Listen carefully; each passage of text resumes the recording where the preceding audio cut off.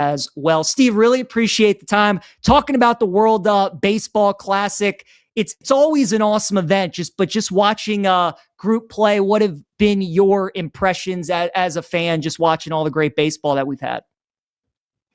Oh, it's been amazing. And I mean, this is kind of baseball in its purest form.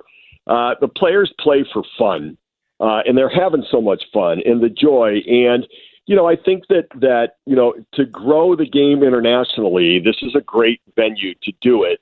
And when you get a team like Italy that's gone 4-0 and for the first time advances to the elimination round of the quarterfinals, what this does for Italian baseball is profound. And in Australia, they won a couple games. They played great. The continued growth there is important. For Canada, for the first time ever, getting to the quarterfinals and what it does for bringing the interest into the game.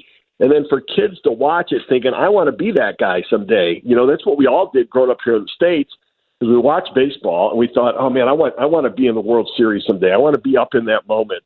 And I think it's what spurs kids to play. And I think that that's what we're seeing with all of this. But it's been phenomenal. There's such great talent out there. And it's going to be interesting to see how it all plays out from this point forward. You bring up Italy, and they've certainly been the big surprise, going 4-0 in group play. They beat the United States. They smashed Mexico last night. They're going to get Puerto Rico, Steve, in their quarterfinal matchup. For people that really haven't been tuning in to watch Italy, what has made them so dominant up to this point, and why are they undefeated in the World Baseball Classic? Well, their pitching has been really good. I mean, that's been a big part of it for them. And, Aaron Nola yesterday, a Philadelphia Phillies pitcher, went out there through 5 quality innings as well. So, they've got some, quality major league pitchers. Michael Lorenzen shut down Team USA for a period of time. Vinny Pasquantino is leading the way. But they do the little things. In international play, it's not about the big things. It's about don't beat yourself and give yourself a chance to win. And so that's what they've done. And Francisco Cervelli's done a great job managing the team. And they've pitched well. They've made plays defensively, and they've gotten the timely hitting that you need. And, when you start to do the my roster compared to your roster, Team Italy's not going to match up with USA or the Dominican Republic or anybody else. But in the end, that doesn't matter, right? It's in making it not matter for your players is what is important. That they don't start looking at, okay, well, wait. They've got Bryce Harper at first base. We've got this guy. Oh, they've got Aaron Judge in right field. We've got this guy. Yeah, because when you start doing that, you think, we got no chance. But when you start thinking about, let's go out there and make this play in this inning on this pitch, we can do that. We can make a play on this and not worry about the end result, but just go out there and make one play at a time. And I think he's done a great job getting them to focus on that. Yeah, they take on, again, Puerto Rico, and they're an underdog in that game on Saturday afternoon. Steve, Team USA, they're going to take on Canada on Friday night. They were the big favorites coming into this tournament. A lot of people so excited that really all the top stars are on Team USA, but haven't quite been as dominant as most of us thought. They lose to Italy. They struggle with Mexico. That game came down to the 9th inning. What do you think USA kind of needs to do a little bit better as we turn to the quarterfinals if they want to get through and try and win the World Baseball Classic? Yeah, I mean, look, they went 3-1, and then the game against Italy, they did not get good pitching. I mean, Nolan McLean was not very good. The Mets' young starter gave up a couple home runs, walked a couple guys, and then Ryan Yarbrough gave up a couple runs, and then it got away from them a little bit. And so, but yet they came back to make it an 8-6 game, which put them in a position where even if Mexico had won yesterday. That if they had scored 5 or more runs, then the USA was going to get in. And so, they just need to play their game and go out there and not have their worst day on any one given day. So, scoring early is always good. It gives you that confidence level.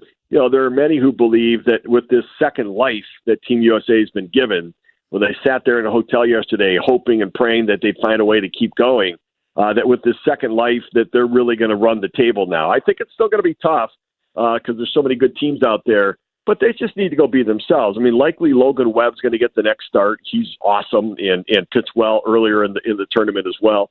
Skeens will throw again, which will mean a really good spot for them. But they need the stars to just go play like stars, and they're going to be fine. Would you still, would you still make them the favorite, the team to beat heading into the quarterfinals? Japan obviously won this event the last time it was played. The Dominican Republic, that lineup that they have. USA, as I mentioned, they were the favorites coming in. It sounds like you think that they'll still be okay. Would you still make them the team to beat at this point?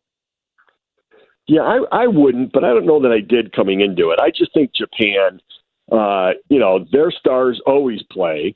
And they've won international tournaments, from the time they're young until they're now at the WBC. And they've won this 3 different times. Excuse me. And they're set up for this sort of international competition and these tournaments. And so I still think that they've got the talent, both with the pitching and the offense, to deliver. Their stars delivered in pool play. And I think Dominican probably second and the U.S. third. Now, any one of the 3, I think, can win it.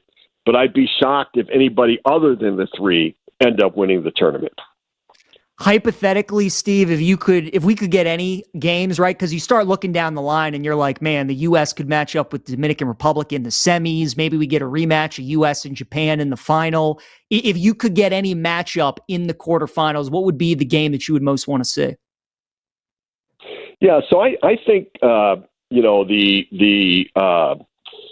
Venezuela and Japan game is going to be very good, and I think Dominican Korea is going to be very good. But obviously being from the States, I really want to see the U.S. team and how they come out of the gate against Canada, and the pressure's on them big time. And if Canada gets an early lead and they get some zeros up on the scoreboard early, the amount of stress and pressure that's going to be on the stars of Team USA to deliver is going to be profound. And so, I think all of these games are going to be great. I think probably the least of which is probably the Italy and Puerto Rico game, most likely, just because it's, they're 2 teams that I don't think anybody really thinks are going to get to the final. But I think the other 3 are really going to be pretty compelling because I think any one of the others could probably make a run at least to get to the final. Steve, I'll leave you with this. Has there been any team that, before the World Baseball Classic started and you're previewing all the teams in Major League Baseball and you're looking at their outlook and how they're going to project, and then you watch the World Baseball Classic this year and all these players, is there now a team that after you've seen some of these players that you think that team might be better in the MLB for the upcoming season? I mean, the Royals with what Pasquantino did last night. I know a lot of people are high on them.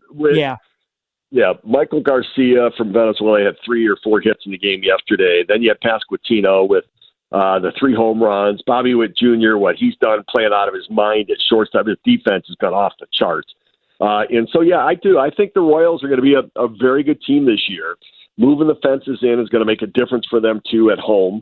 And I think they've got the pitching the offense will benefit more than the pitching will suffer with the fences moving in Kansas City. And so I do. I think the Royals are a very intriguing team. And I think that where the Tigers feel like the favorite, I would not be shocked if the Kansas City Royals win the AL Central. There you go. It's going to be an awesome quarterfinals of the World Baseball Classic. Going to be a great MLB season. Look forward to talking with Steve all season long. Give him a follow on X at Steve Phillips GM, host the leadoff spot on MLB Network Radio and Baseball Insider for MLB Network Radio as well. Steve, appreciate the time. Enjoy the games this weekend. We'll hope to talk to you again soon. All right, terrific. Thanks for having me on. Have a good day. Yep, you as well. Great stuff there. Steve Phillips joined us here on You Better You Bet, presented by BetMGM. Again, that Japan-Venezuela game is going to be really good. Japan minus 160. I agree with Steve, too. The U.S., they were favorites coming into the tournament, big favorites. They're still favorites heading into the quarterfinal round. I think Japan's the team to beat. I mean, they beat the U.S. a couple years ago. You got the best player in the world in Ohtani, and they got that great 1-2 punch with Ohtani and Yamamoto as well. The Dominican Republic lineup is really, really good. The U.S. obviously has that star potential as well, but just don't love how the U.S. is looking. I think it's going to be the Dominicans, or I think it's going to be Japan. And I would look at Japan to win the World Baseball Classic.